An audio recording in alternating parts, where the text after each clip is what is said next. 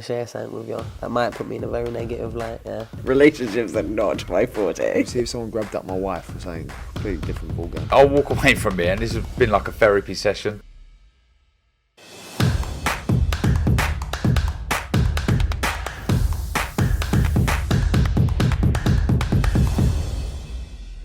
This is KUGAN CASSIUS for IFL TV, proudly sponsored by Everlast. We're in Abu Dhabi here for the IBA Global Boxing Forum.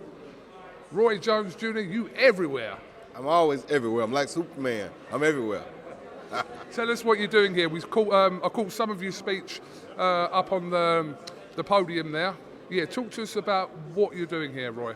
We're just here still to more strongly enforce the fact that IBA is definitely trying to help amateur boxing, pro boxing, help bring the two together and help boxing on a whole. We're trying to put everybody together to get support to make sure that boxing lives on in the Olympic era and in the professional era. So we have a new president, we have a new regime, IBA has changed, no longer IEBA. They want away from that because of the past. The past was very bad. But now we're trying to clean it up, and we're trying to open the doors to let the IOC know that we have a clean regime. We're ready to rejoin with them and make Olympic boxing back to what it used to be. Obviously, the purpose of this next couple of days is to have seminars and roundtables so everyone who's here can learn about IBA's plans and how they want to develop the sport, especially here in this region as well. Listening to Umar Kremlev talk about his vision for the amateur and pro scene, it's very interesting, and it could shake a few things up in boxing. Well, it's very interesting, and it could shake a few things up, but the whole thing is like, I think people get the misconception that he's trying to mesh amateur and pro boxing together. No, we're not. And I'm going to make sure we don't do that, because amateur boxing, like he said, it's like preschool, middle school, high school, pro. So you don't go from pro back to middle school or back to, you just can't do that. You understand me? So it's like, I don't want to see a Roy Jones in an IBA tournament. It doesn't make sense. You understand me? So it's like that would be going against the whole grain. And I think people get that misconception, or some people want to do that. Well, there are some guys who may not be good enough to make it as professionals, and they may want to come back and go to some of these bigger IBA tournaments and have a chance to make money. That probably will happen. But at the same time, as long as we understand that those guys couldn't make it as pros, then there'll be good competition for the high-class amateurs. But the guys who are successful as professionals, they won't want to degrade themselves to come back and have to fight in amateur tournaments. That's kind of crazy. There's a lot of people that have come here this weekend in Abu Dhabi to find out as well more about what's being said here. The likes of Dimitri Bivol, we've seen Costa Zoo here, yourself here, Lawrence Okoli's here. There's a who's who of list of superstars in boxing, basically. Yeah, you've got the Holyfield, a couple of the British fighters, the WBO cruiserweight champion, one of the light heavyweight challengers. It's like, I don't want to say the names wrong. I know all of them, but I don't want to say the names wrong. But it's like, to have these guys here to show their support means that they're also on board with helping boxing as a whole. We have to come together and help boxing as a whole, because boxing as a whole, Olympic boxing has produced a lot of fabulous world champions. Some of the greatest world champions were Olympians. You understand me? So that being said, we can't let boxing die at the grassroots area. And IBA is trying to help make sure that boxing does not die or get killed at the grassroots stages. You're an ambassador for the IBA because you speak very well about it, and I heard your speech up there as well, Roy. But for someone, for yourself, who knows the game inside out, and you know everything that's been wrong with the game on the amateur and pro scene, you're the perfect person to kind of voice your concerns as well. And which is why I'm so glad that the IBA gave me the opportunity to be able to voice my concerns, because they know that I've been on both sides of the spectrum. I was an amateur, I was a pro. I got robbed in the Olympics. It's totally worst decision in the history of Olympic boxing, probably. But with that being said, so that makes them understand that I come from a place that I don't want to see another kid experience what I had to experience. You understand me? And I'm going to do all I can to keep everything clean on the up and up. And so far, I love what the president has been doing. And the IBA has been doing everything he can to help clean up the past from outside of it. I've been trying to clean up from the inside of it. So we get together, everybody get it cleaned up. Now we have a real beautiful sport again, and that's my purpose. Okay, Roy, just a couple more things before I let you go. Obviously, I did see a picture of you in Brighton not that long ago, so you must have been in Brighton within the last 48 hours in camp with Chris Eubank Jr. Yesterday, as a matter of fact, yes. Okay, so I'm assuming you'll kind of be here, then you'll make your way back to the UK to finish off Chris's camp. But yeah, how the conversations gone regarding this fight with you and Chris, and how's he looking? conversations are always good with me and Chris when it comes to boxing. Chris is looking phenomenal. I love the games people play, the head games people try to play. It makes me feel good. It makes me know that my presence is felt because they were saying, well, we prefer him with Roy than without Roy because he's a better fighter without Roy. But they want a head-to-head bash-out fight, of course, because they feel like that's the only chance that he has to win. If Chris uses his knowledge and boxes, they know they can't beat him, but I don't think they can beat him that way either. So in my opinion, Chris can win the fight either way he wants to win the fight. He don't need me for the fight, no, but he can win either way he wants to. I just think that he probably wants to explore both ways of winning and then choose where he wants to win. So it's always better to have more than one option. But I don't think Liam Smith really could beat Chris either way. Liam is a great fighter, don't get it wrong, but he's a junior middleweight, Chris is a middleweight. And I don't think he can match Chris punch for punch, pound for pound. I just don't think he can.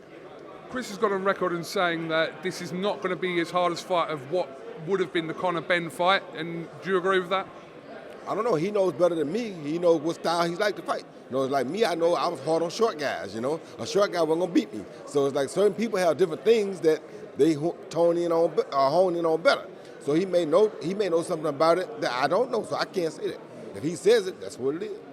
Obviously, that Conor Benn situation wasn't great for Chris, and it wasn't a great situation all round. But is he over that situation now? Have you guys spoken about that?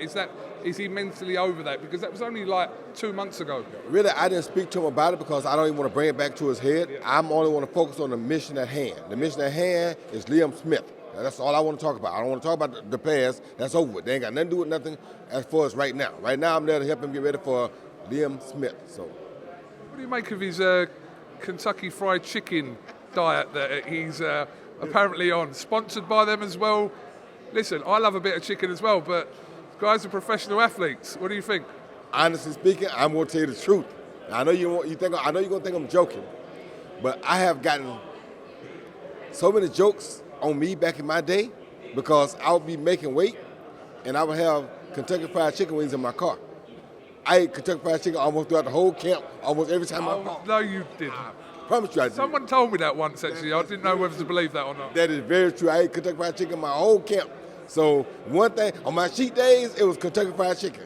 So that's just what it is, It's so funny to me, though, because people wouldn't believe that. They think I'm just trying to make that up. But that's not the case. People that know me will tell you I kept some Kentucky Fried Chicken with me in camp. They know that. Everybody knows that. Get you one of those jackets and you can walk into any KFC and have what you want. Now you're a retired fighter, Roy, obviously. I'm a retired fighter. I probably don't need it now.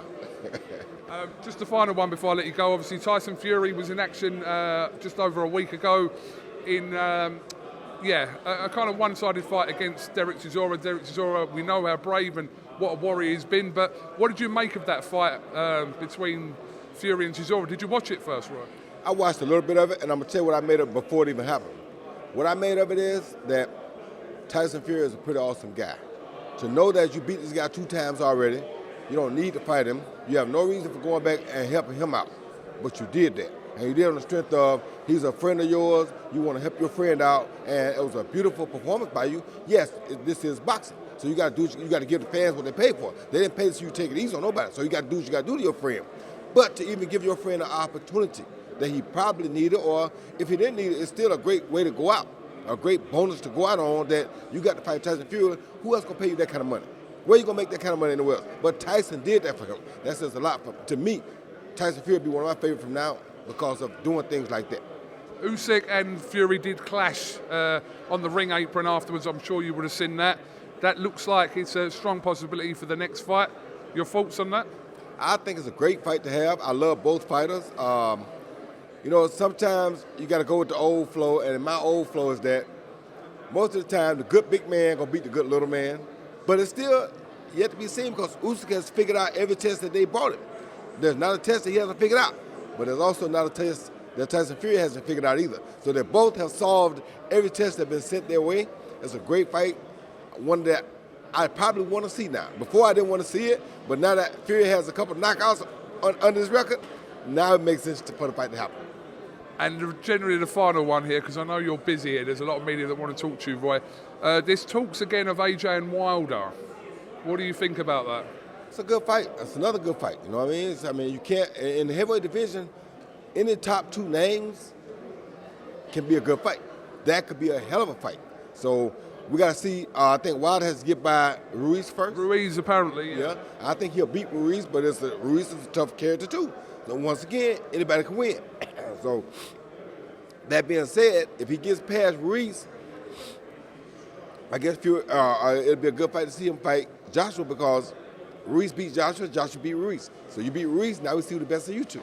And then the winner of that fight will be ready for the winner of the Usyk Fury fight. So it's a great division, a lot of great activity right now. Can't wait to see it all unfold. Roy Jones Jr., thank you very much for talking to IFL TV. I'm going to make a trip up to Brighton in the new year before Chris's fight week, so I'll probably be sharing your room with you. You probably will, and not to mention, I'm still staying down in London right now. I'm in the UK. I go back and forth from Brighton to Midway because I'm training a little Tony. Oh, yeah, Lightning Jr., I'm going to come and see him soon as well. I'm training him. Also had Abdul Khan, Amir's cousin, in the gym the other day. We had Archie Sharp in the gym the other day. Got a lot of fighters coming to the gym just to check me out, just check out what I do. So I'm really loving it down there in Brighton and loving it down there in Midway, enjoying the UK. It's been a great time for me. Probably the most time I've shared of myself with personal boxers in my whole career. So I love what I'm doing. I love the fact that all the fighters come down to see what Roy Jones is all about. It's a beautiful thing, and I'm looking forward to continuing this training camp with Chris Eubank Jr. Thank you very much, and we'll definitely catch up with you near a fight week. That fight is quickly approaching January 21st. So, Roy, thank you very much for your time, and God bless. We'll see you soon. Thank you, my brother.